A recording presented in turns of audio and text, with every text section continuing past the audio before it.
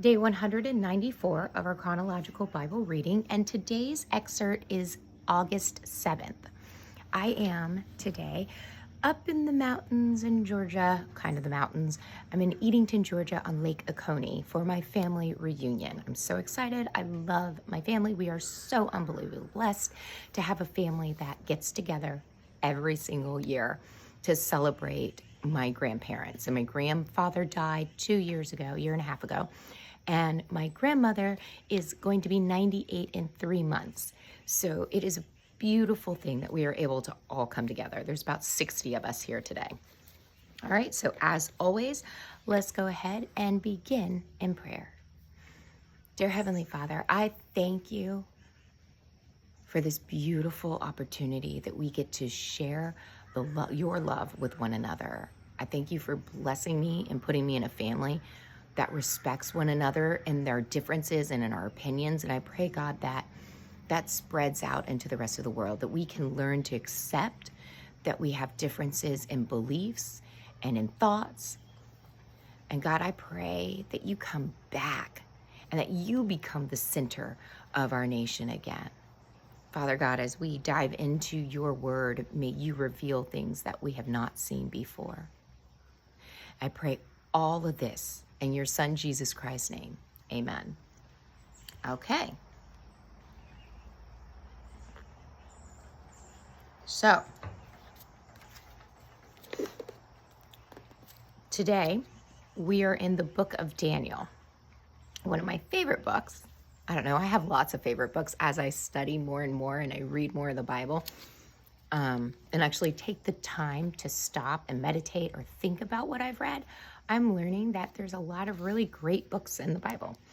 So we are in Daniel chapter 2, verses 1 through 23. This takes place in about 603 BC. Now remember, King Nebuchadnezzar has gone into Jerusalem and he has now taken over all of Israel.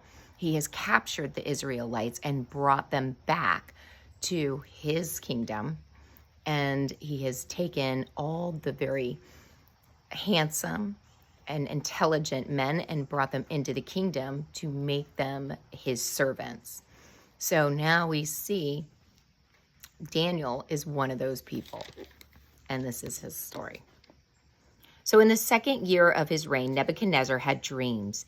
His mind was troubled and he could not sleep. So the king summoned the magicians, enchanters, sorcerers, and astrologers to tell them that what he had dreamed.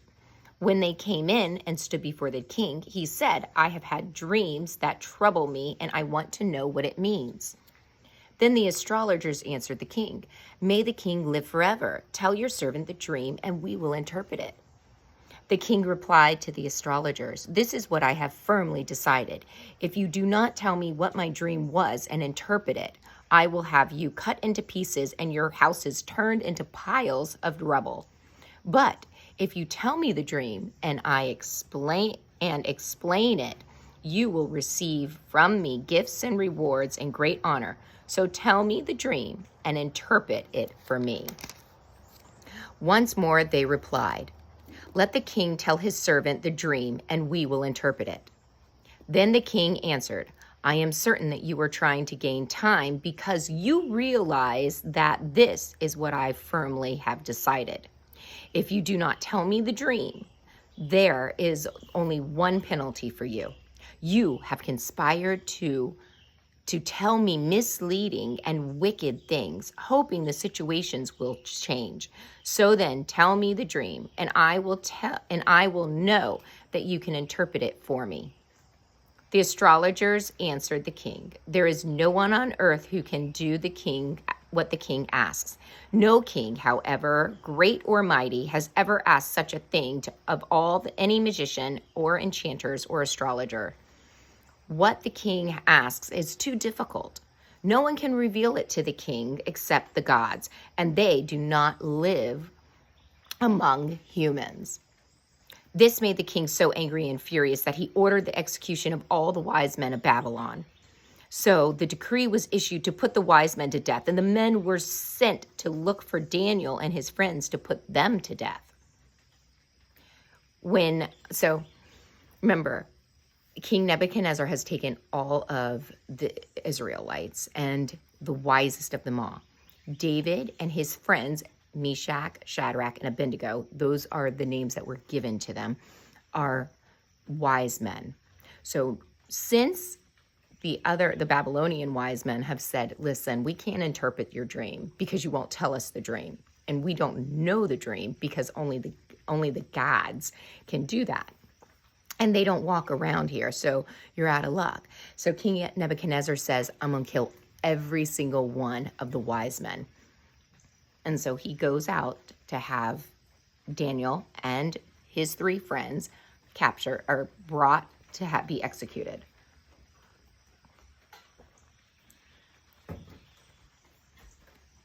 When Arach, the commander of David's guard, had gone out to put death to the wise men of Babylon, Daniel spoke to him and with wisdom and tact.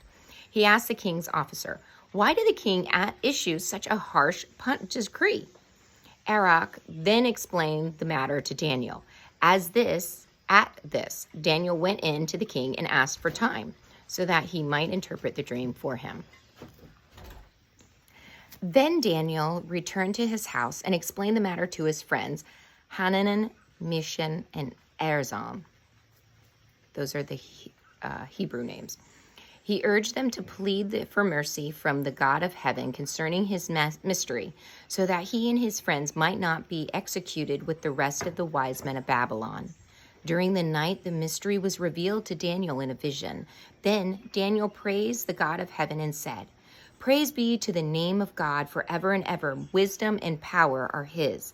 He changes times and seasons. He deposes kings and rises up others. He gives wisdom to the wise and knowledge to the discerning. He reveals deep and hidden things. He knows what lies in darkness, and light dwells with him. I thank and praise you, God of my ancestors. You have given me wisdom and power. You have made me known to me what we have asked of you. And you have made known to us the dream of the king. Daniel chapter 2, verses 24 through 45. Then Daniel went to Arach, whom the king had appointed to execute the wise men of Babylon, and said to him, Do not execute the wise men of Babylon. Take me to the king, and I will interpret his dream for him. Arach took Daniel to the king at once and said, I have found a man among the exiles from Judah who can tell the king what his dream means. The king asked Daniel, also called Belteshazzar, Are you able to tell me what I saw in my dream and interpret it? Daniel replied, No wise man, enchanter, magician, or diviner can explain to the king the mystery he has asked about. But there is a God in heaven who reveals mysteries. He has shown King Nebuchadnezzar what will happen in the days to come. Your dreams and the visions that pass through your mind as you were lying in bed are these.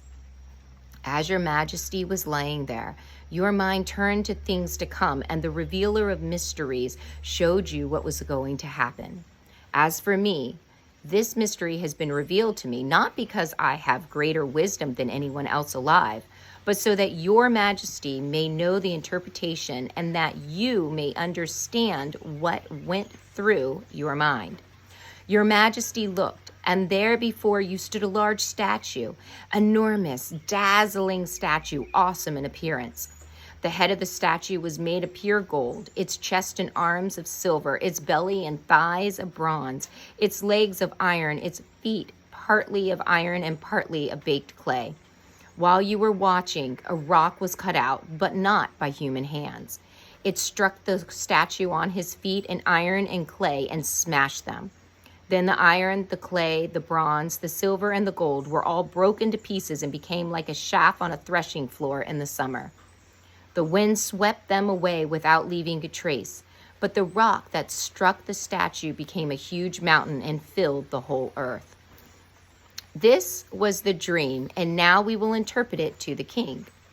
Your Majesty, you are the King of Kings. The God of heaven has given you dominion and power and might and glory. In your hands he has placed all mankind and all the beasts of the field and the birds of the sky. Wherever they live, that he has made you ruler over them. You are that head of gold. After you, another king will arise, inferior to yours. Next, a third kingdom, one of bronze, will rule over the whole earth. Finally, there will be a fourth kingdom, strong as iron. For iron breaks and smashes everything, and as iron breaks things into pieces, so it will crush and break all the others. Just as you have saw that the feet and the toes were partly of baked clay and partly of iron, so this will be a divided kingdom. Yet it will have some of the strength of the iron in it, even as you saw the iron mixed with clay. As the toes were partly iron and partly clay, so this kingdom will be partly strong and partly brittle. And just as you saw the iron mixed with baked clay, so the people will be a mixture and not remain united any more than the iron mixes with clay. In the time of those kings, the God of heaven will set up a kingdom that will never be destroyed, nor will it be left to another people. It will crush all those kingdoms and bring them to an end, but it will itself endure forever. This is the meaning of the vision of the rock cut out of the mountain, but not by human hands, a rock that broke the iron, the bronze, the clay, the silver, and the gold pieces. The great God has shown the king what will take place in the future. The dream is true and its interpretation is trustworthy. So now we see that King Nebuchadnezzar has ordered that all the wise people and the magicians and the sorcerers and all them be executed. Yet Daniel goes to the man who's is keeping watch over them in prison, the same man who had allowed Daniel to eat only vegetables for a long time. The same guard has now allowed Daniel 1 day extra before executing him, so that Daniel and his friends can pray and ask God to reveal the dream that King Nebuchadnezzar has had, as well as interpret it. And Daniel wakes up in the morning, praises God because he knows what the dream is. He knows the interpretation. He goes to the king and he says, I can interpret this, and I can tell you what your dream was and what it means. So he goes over and he describes the statue that King Nebuchadnezzar saw in his dream. And then he explains the different kingdoms that there are and what it means. All right. Now we are on Dan, and there's a whole list of what each one of those kingdoms mean and represent, and what each one of the materials represent as well. But I cannot remember them. I apologize. I will try when I get home sometime during the week to post little links in the description of, what each one of those mean. All right, so Daniel chapter 2, verses 46 through 49. Then King Nebuchadnezzar fell prostrate before Daniel and paid him honor and ordered that an offering and incense he presented to them. The king said to Daniel, surely your God is the God of gods and the Lord of the kings and the revealer of mysteries, for you were able to reveal their mystery. Then the king placed Daniel in a high position and lavished many gifts on him. He made him ruler over the entire province of Babylon and placed him in charge of all its wise men. Moreover, at Daniel's request, the king appointed Shadrach, Meshach, and Abednego administrators over the province of Babylon, while Daniel himself remained at the royal court. Daniel chapter 3, verses 1 through 18. This takes place in 598 BC. So when he was interpreting the dream, it was 605 BC. So now Daniel he interpreted the dream. King Nebuchadnezzar makes him kind of like this right man. He's in charge of all the wise men. And he's had this position for a while. So have Shadrach, Meshach, and Abednego. They are now inside the court. And now we are in 598 BC. King Nebuchadnezzar made an image of gold, 60 cubits high and 60 cubits wide, which is about 90 feet wide and 9 9 feet wide and 90 feet high, and set it up on the plain of Dora in the province of Babylon. He then summoned the satraps, prefectors, governors, advisors, treasurers, judges, magistrates, and all the other provincial officials to come to the dedication of the image he had set up. So the satraps, the prefectors, governors, adversaries, treasurers, judges, magistrates, and all the other provincial officials assembled for the dedication of the image of King Nebuchadnezzar had set up, and they stood before it. Now remember, when Daniel had interpreted the dream, King Nebuchadnezzar recognized that God is the God. He is the most powerful God. And now we see King Nebuchadnezzar constructing a large statue. Then the herald loudly proclaimed, "Nations and peoples of every language, this is what you are commanded to do. As soon as you hear the sound of the horn, flute, zither, lyre, harp, pipe, and all kinds of mad music, you must fall down and worship the image of gold that King Nebuchadnezzar has set up. Whoever does not fall down and worship will immediately be thrown into a blazing furnace." Therefore, as soon as they heard the sound of the horn, flute, zither, lyre, harp, and all kinds of music, all the nations and the peoples of every language fell down and worshiped the image of God the image of gold that King Nebuchadnezzar had set up. At this time, some astrologers came forward and denounced the Jews. They said to the King Nebuchadnezzar, "May the king live forever. Your majesty has issued a decree that everyone who hears the sound of the horn, flute, zither, lyre, harp, pipe, and all kinds of music must fall down and worship the image of gold.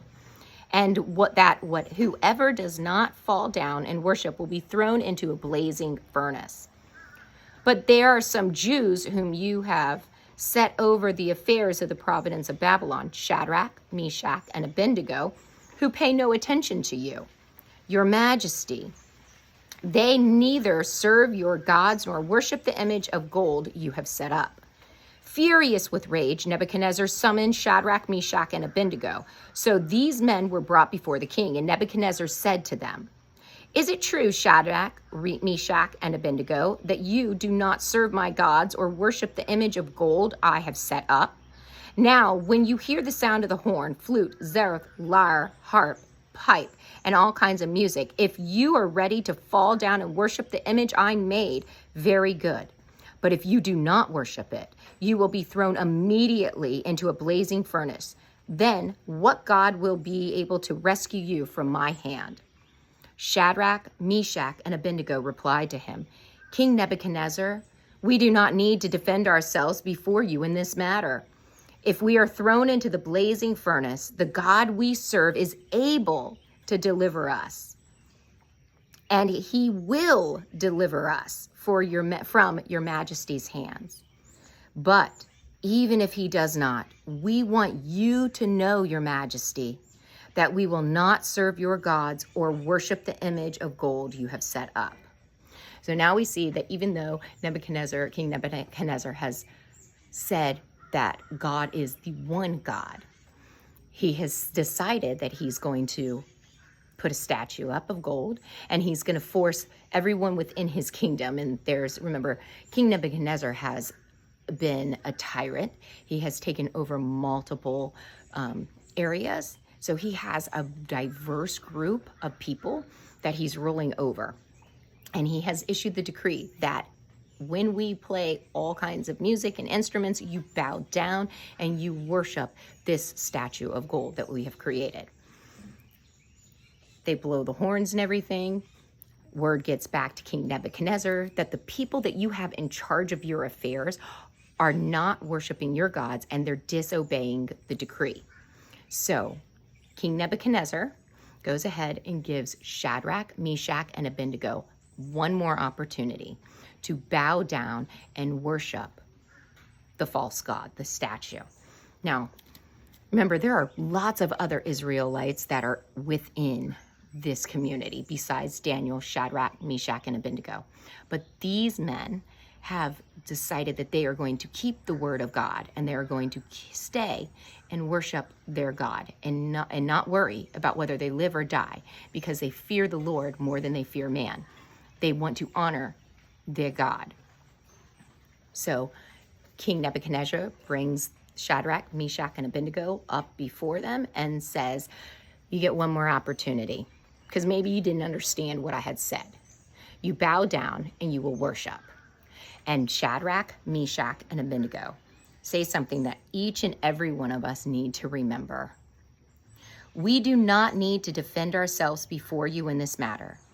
If we are thrown into the blazing furnace, the God we serve is able to deliver us I'm going to read it again. We do not need to defend ourselves before you in this matter. If we are thrown into the blazing furnace, the God that we serve is able to deliver us from it. And he will deliver us from your majesty's hand. But even if he does not, we want you to know, your majesty, that we will not serve your gods or worship the image of the gold that you have set up. So they tell King Nebuchadnezzar, we are not going to bow down. We will not worship. Our God can save us. He will save us. But if he chooses not to save us, we still know that he is the God, and he is a true God. So it doesn't matter what you do to us. We don't have to defend ourselves. We don't have to worry about whether we live or die. We know who our God is, and we know what he is capable of doing. So now, Daniel chapter 3, verses 19 through 30. Then Nebuchadnezzar was furious with Shadrach, Meshach, and Abednego, and his attitude toward them changed. He ordered the furnace heated 7 times hotter than usual and commanded some of the strongest soldiers in his army to tie up Shadrach, Meshach, and Abednego and throw them into the blazing furnace. So these men, wearing their robes, trousers, turbans, and other clothes, were bound and thrown into the blazing furnace. The king's command was so urgent and the furnace so hot that the flames of the fire killed the soldiers who took Shadrach, Meshach, and Abednego, and these 3, firmly tied, fell into the blazing furnace. Then King Nebuchadnezzar leaped to his feet in amazement and asked his advisors, weren't there 3 men that we tied up and threw into the fire? They replied, certainly, your majesty. King Nebuchadnezzar said, look, I see 4 men walking around in the fire, unbound and unharmed, and the 4th one looks like the son of the gods. Nebuchadnezzar then approached the opening of the blazing furnace and shouted, Shadrach, Meshach, and Abednego, servants of the Most High God, come out, come out. So Shadrach, Meshach, and Abednego came out of the fire, and the satraps, prefectors, governors, and royal advisors crowded around them. They saw that the fire had not harmed their bodies, nor was a hair on their heads singed. Their robes were not scorched, and there was no smell of fire on them. God bless you. Then Nebuchadnezzar said, praise be to the God of Shadrach, Meshach, and Abednego, who has sent his angel and rescued his servants. They trusted in him and defied the king's command and were willing to give up their lives rather than serve or worship any god except their own God.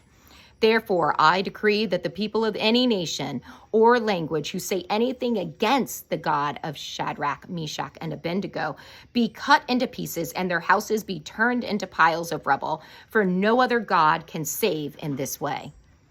Then the king promoted Shadrach, Meshach, and Abednego in the province of Babylon. So now we see that they stood before King Nebuchadnezzar and they said, absolutely, no matter what happens, we will not serve you. We know who our God is. King Nebuchadnezzar is so mad, and he is not a king that is nice. He's not kind. He is ruthless. He ties Shadrach, Meshach, and Abednego up, has the furnace heated up to 7 times. It's so hot that as the soldiers that are bringing them to throw them in, they get singed. They caught on fire. Shadrach, Meshach, and Abednego thrown into the furnace.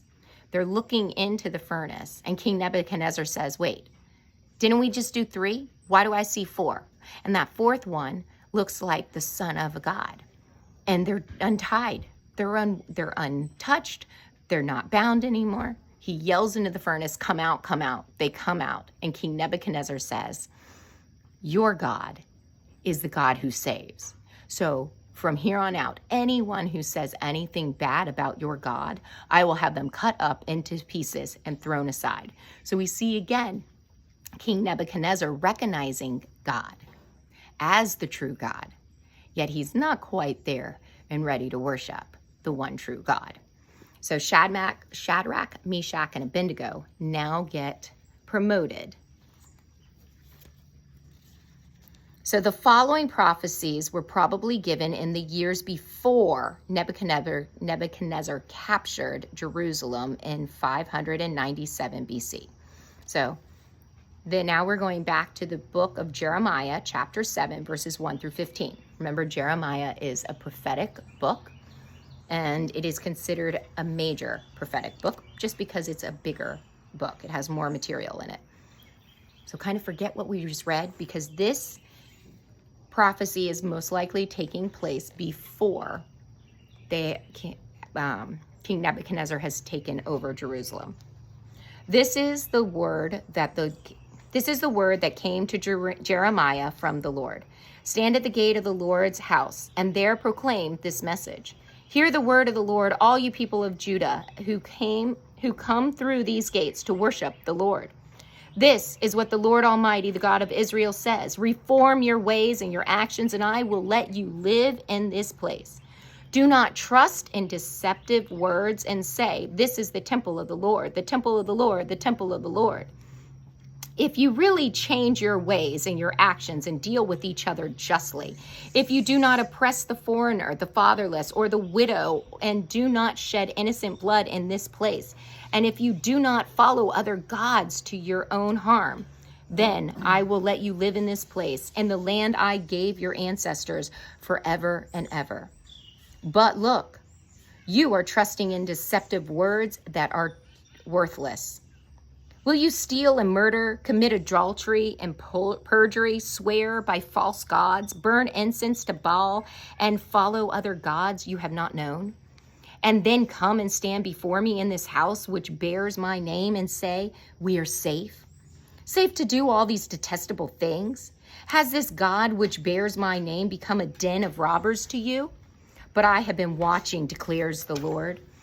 Go now to the place in Shiloh where I first made a dwelling for my name, and see what I do to it because of all the wickedness of my people of Israel. While you were doing all these things, declares the Lord, I spoke to you again and again, but you did not listen. I called you, but you did not listen. You did not answer. Therefore, what I did to Shiloh, I will now do to the house that bears my name, the temple you trust in, the place I gave to you and your ancestors. I will thrust you from my presence, just as I did all your fellow Israelites, the people of Ephraim. Jeremiah chapter 7, verses 16 through 29. So do not pray for these people, nor offer any plea or petition for them. Do not plead with me, for I will not listen to you. Do you not see that you are doing in the towns of Judah and in the streets of Jerusalem? The children gather wood, the fathers light the fire, and the women knead the dough and make cakes to offer to the Queen of Heaven. They pour out drink offerings to other gods to arouse my anger. But am I the one they are provoking, declares the Lord? Are they not rather harming themselves to their own shame? Therefore, this is what the sovereign Lord says. My anger and my wrath will be poured out on this place, on man and beast, on the trees of the field and on the crops of your land, and it will burn and not be quenched. This is what the Lord Almighty, the God of Israel, says. Go ahead, add your burnt offerings to your other sacrifices, and eat your meat offerings yourself, and eat the meat yourselves. For when I brought your ancestors out of Egypt and spoke to them, I did not just give them commands about burnt offerings and sacrifices, but I gave them this command: obey me, and I will be your God, and you will be my people. Walk in obedience to all I command you, that it may go well with you. But they did not listen or pay attention. Instead, they followed the stubborn inclinations of their evil hearts. They went backward and not forward. From the time your ancestors left Egypt until now, day after day, again and again, I sent you my servants, the prophets. But they did not listen to me or pay attention. They were stiff-necked and did more evil than their ancestors. When you tell them all this, they will not listen to you. When you call to them, they will not answer. Therefore say to them, this is the nation that has not obeyed the Lord its God or responded to correctly. Truth has perished. It has vanished from their lips. Cut off your hair and throw it away. Take up a laminate on the barren heights, for the Lord has rejected and abandoned this generation that is under his wrath. And we're going to finish today with Jeremiah chapter 7, verses 30 to chapter 8, verse 3. The people of Judah have done evil in my eyes, declares the Lord. They have set up their detestable idols in the house that bears my name and have defiled it. They have built the high places of Tophet in the valley of Ben Hinnom to burn their sons and daughters in fire, something I did not command, nor did it enter my mind. So beware. The days are coming, declares the Lord, when people will no longer call it Tophon or the valley of Ben Hinnom, but the valley of slaughter, for they will bury the dead in Tophon until there is no more room.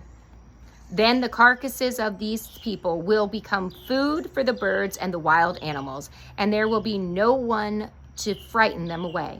I will bring an end to the sound of joy and gladness and to the voices of the bride and bridegroom in the towns of Judah and the streets of Jerusalem, for the land will be desolate. At that time, declares the Lord, the bones of the kings and the officials of Judah, the bones of the priests and the prophets, and the bones of the people of Jerusalem will be removed from their graves. They will be exposed to the sun and to the moon and all the stars in heaven, which they have loved and served, and which they have followed and consulted and worshipped. They will not be gathered up or buried, but will be like the dung lying on the ground. Wherever I banish them, all the survivors of this evil nation will prefer death to life, declares the Lord Almighty. So we see that Jeremiah is prophesying the destruction, the takeover of Jerusalem. You guys go out and be the light and the salt of the world.